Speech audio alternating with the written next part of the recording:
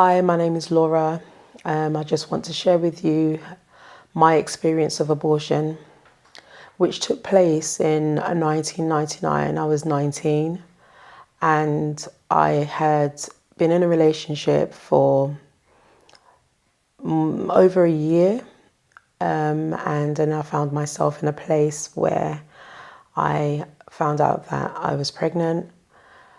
My partner at the time, when I informed him of this, he seemed very supportive in the sense that he wanted, quote unquote, the best for me. So his answer to finding out that we were pregnant was for me to have an abortion. At the time, everything within me, or deep down inside, sort of was screaming out that it was the wrong thing for me to do. So what I actually did do was I held off from getting any medical advice. I was due to travel to visit my brother in the States, and I have two really, really close dear sisters of mine. We're all around the same age, so 18, 19 and 20. And they were the people that I confided in. They were the people that I sought advice from initially. And what had happened was, because we were culturally tied to what we thought our parents would think. So it was like I could not tell my mom, she would kill me. I then decided to go back to my partner at the time and say, you know what, okay, maybe abortion is the right option. So we went to seek some medical advice from my GP and also from a hospital in South London. And we spoke to the medical professionals. I remember stepping into the office and with my partner beside me, and the quick solution, or rather the conclusion that was sought after, was I needed to have an abortion. At the time, I think I was probably still in my first trimester, and I stepped away from that meeting even more confused and just really heartbroken that I couldn't freely tell the people that I really wanted to tell, who would have been my mum and my sisters, like my brothers. So what had happened was I reluctantly did go through with the abortion, but before I did, I left the country. So by the time I had returned from my holiday, I was in my second trimester. I could feel my baby moving inside me, and I definitely grew an attachment. I was 20 weeks plus when I underwent having a surgical abortion. So which meant that I had to take 2 pills initially when I arrived at the abortion clinic in South London. And I remember so clearly after taking those pills and sitting in that waiting room for the pills to take action and to work and do whatever it needed to do. I remember my partner sitting next to me, sort of giving me reassurance that everything was going to be okay. And yeah, I remember my baby moving inside of me, and the movements were almost like really sort of big movements, almost like the baby was in pain. And then all of a sudden, after maybe about 10, 15 minutes, I had this massive bulge at my lower abdomen, and then there was just a complete stiffness. And soon after that, I think I was then classified as being ready to go in for this surgery. I do remember having some sort of counselling pre the abortion, but not much was really said about the aftercare. Not much was really said to me about if it was the right thing that I wanted to do. There wasn't much information in terms of what the surgery was going to entail. I just remember the professionals using words like it would be gentle, a gentle extraction of the baby.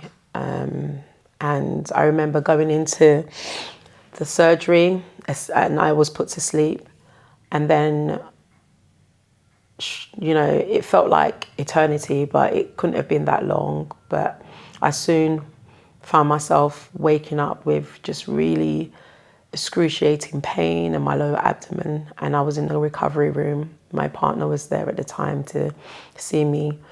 And yeah, I was in a lot of pain. And I remember the nurses that they escorted me down. Once I had woken up and I felt better within myself, they escorted me down to a different waiting room. And I remember in the lift, I had these two nurses, and they were almost like mother figures, because they gave that sort of vibe that, my mum would give. And I remember just saying to them, look, I'm in so much pain. And one of the ladies, she responded and said to me, well, don't you know what you've done? And that really, really hurt. It really made me feel like, okay, I know I haven't done the right thing, but I wasn't expecting to hear that. When I went back to the waiting room, it wasn't long after. I think I was there for maybe another hour or so, and then they were ready to discharge me. And what had happened was I was given a pack with just like aftercare information, and then I was told that if I had any excessive bleeding, or if I was in a lot of pain, that I should consult my doctor. And so, I said, okay, cool, no problem. And my partner and I left the abortion clinic. And again, it was still very much a big secret. I hadn't told my mum. So I stayed with my partner for a few days, and I had told my mum I was just going away for the weekend. And being at my partner's house, I remember that first night, and still in a lot of pain. But then I felt this really overcasting sort of shadow around me that it was almost like I was speaking to myself, or something was speaking to me. And, I just felt this real sense of guilt and emptiness and void. And I remember that particular night waking up maybe really early in the morning, about maybe 2, 3, because I was in pain, and I went into the bathroom and I curled up underneath the sink and I cried. I cried, and I tried to cry silently so I didn't disturb my partner while he was sleeping, and I just cried. And all I just wanted to do was be able to tell my mum, and just get the right support around me. And that was just one of many nights that were very difficult for me. I soon returned home and remember just having repeated nightmares of the experience. And I remember also when I did wake up from the surgery itself, the first thing that went through my mind was, where is my baby? And I've just thought to myself, why am I asking myself that question?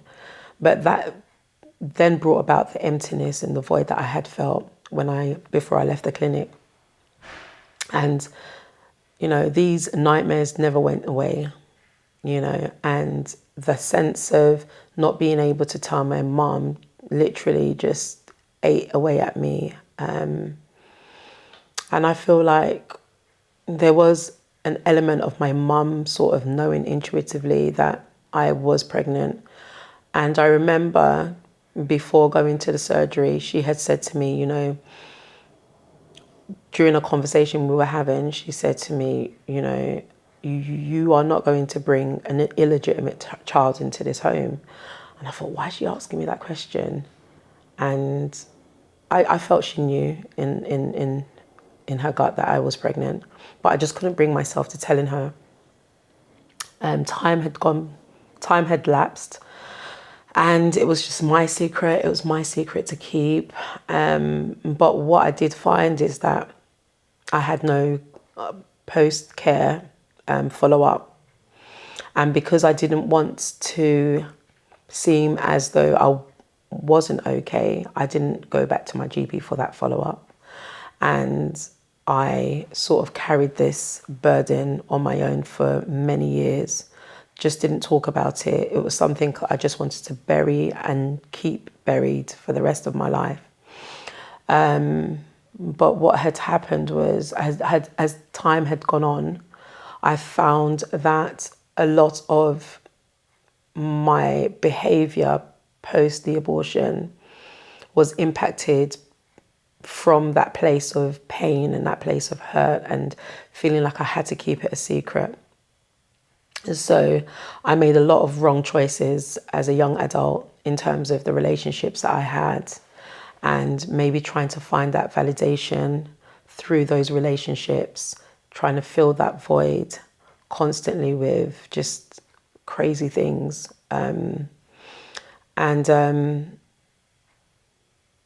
Yeah, it took a long time for me to actually just stop having those internal conversations in my head, because I wanted them to stop. And my relationship with the partner that I was with then soon sort of dissolved, because, you know, I was hurting and there was nothing he could do to help me, because as far as he was concerned, he had done the best thing he could for me at the time and felt that was best for me, which was to not carry on with the pregnancy. And it took maybe about,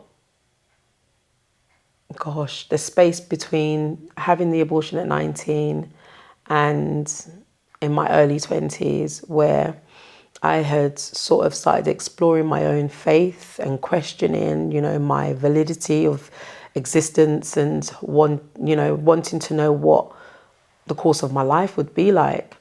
I found I came to salvation in Christ, and I found that experience and going through that initial process of being an early believer had a significant impact on me dealing with those past demons that I struggled with when I had gone through the abortion.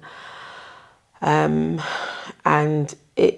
it didn't take long after coming to my faith in Christ that I would sit in services, and we were sat in a very traditional church, which had pillars at the back, and I would often sit on the bottom half of the congregation downstairs. And I remember distinctly in one particular service where, as the pastor preached, I would hear this distinct cry of a baby, but it sounded like it was coming from the back of the church, very far away. And I remember it repeatedly happening. And one day I nudged my friend and I said, "Can you hear that noise?" And she said to me, "No." And at that moment I thought, I'm going mad. Like, I'm literally losing my mind here. Like, I know I can hear this baby crying, and evidently there were children sitting in the congregation, but this cry wasn't like the cry of a child that I can hear and sort of make a connection with. It was a distinct cry far away, and I thought, what's going on here? And that led me to approach my pastor at the time. And I that was the first time, outside of sharing or people knowing, like my partner and my really good sister friends at the time, that was the first time I had sort of mustered up the courage to sort of say something and to vocalize what my experience had been. And what I found was that my pastor was very taken back, unprepared, totally, for what I was about to sort of unleash on him. And, you know, I remember him fasting with me. He did the best he could pastorally. He fasted with me. He prayed with me. He gave me a very amazing book to read at the time, aside from the Bible itself. But, you know, and that was the beginning process, because I had come to a place where I just thought enough was enough. Like mentally, I was just completely deteriorating, and I thought, no, this is too much. I need to actually try and find some kinds of healing from this, because I felt like I was being plagued. I felt like I was being haunted. I felt like because I was keeping this to myself, my internal processing was just constantly just taking a toll on me. And from speaking to my pastor, I was able to get an initial release. And I felt like a very big weight off my shoulder. And what had happened was he went through this journey of, you know, assisting me to heal from this experience and this trauma. And yeah, it was the beginning to a very long road to healing. And I know that if I had not said anything, I think that, and I can only speculate, but I feel like my mental health would have deteriorated massively. So I'm glad I actually mustered up the courage to say something to somebody, and I got a response that helped me at the time to sort of work through the things that I had been battling with internally. And it took a journey of almost 10 years for me to heal from the trauma of abortion. And one of the things that I have found was, because abortion is very much a taboo subject in our society to speak about, to own, or to recognize, I feel that a lot of women don't want to speak about it. It's almost like that's the only option I've got. It's my choice, it's my body, and therefore what I want is the most important thing out of a situation that really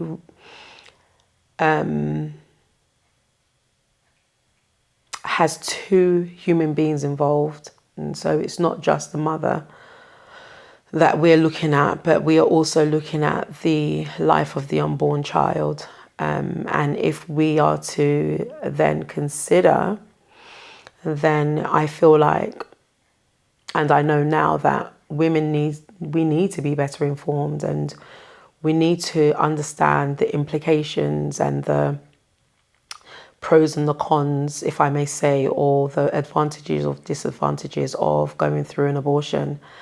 And yeah, for me, I just see that there are so many disadvantages for your mental health, for your body, for the life of the child. And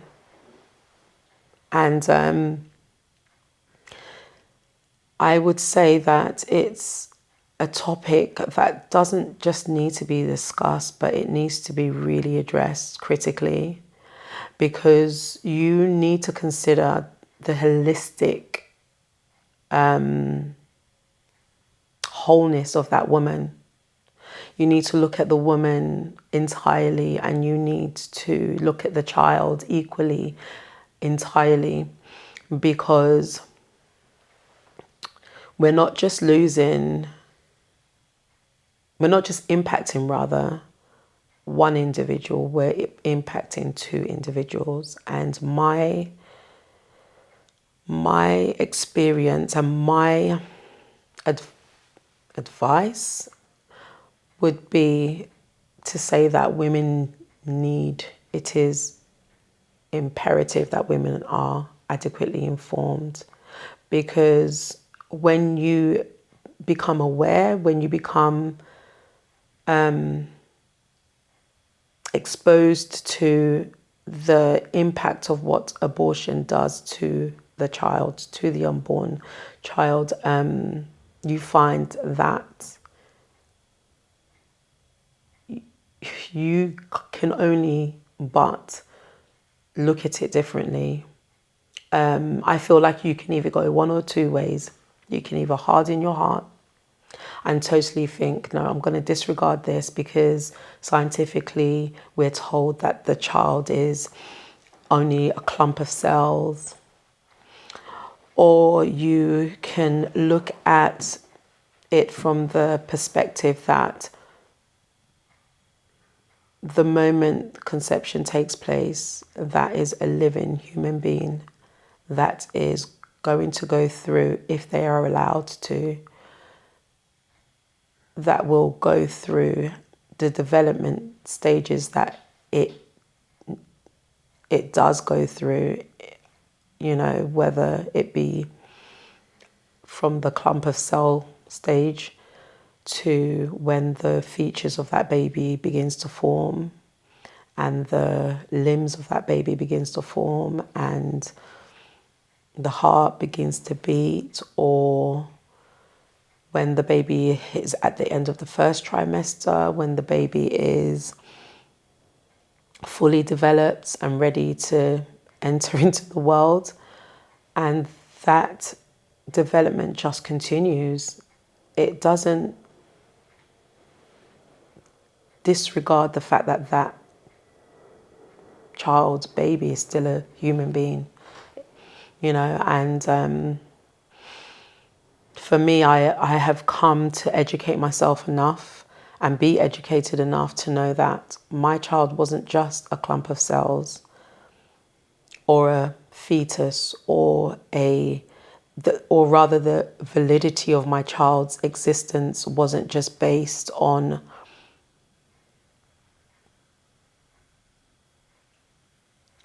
the validity of my child's existence shouldn't have rather be based on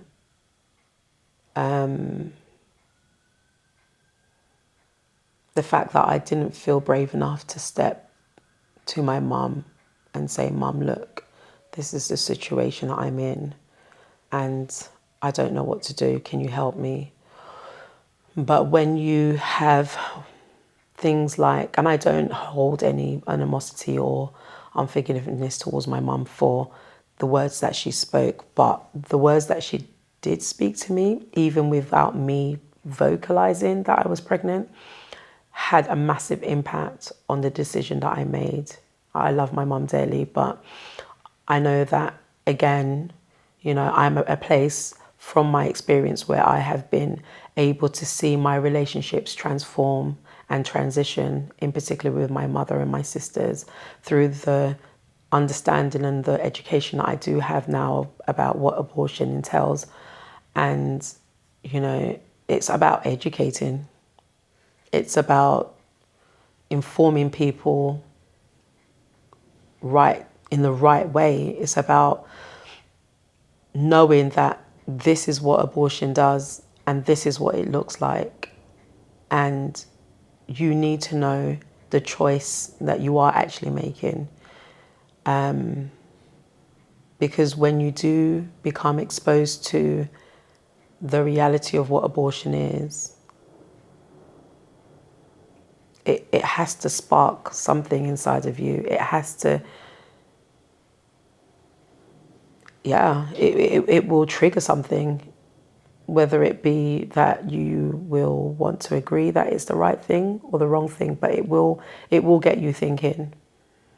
And I'm glad that I've had that opportunity.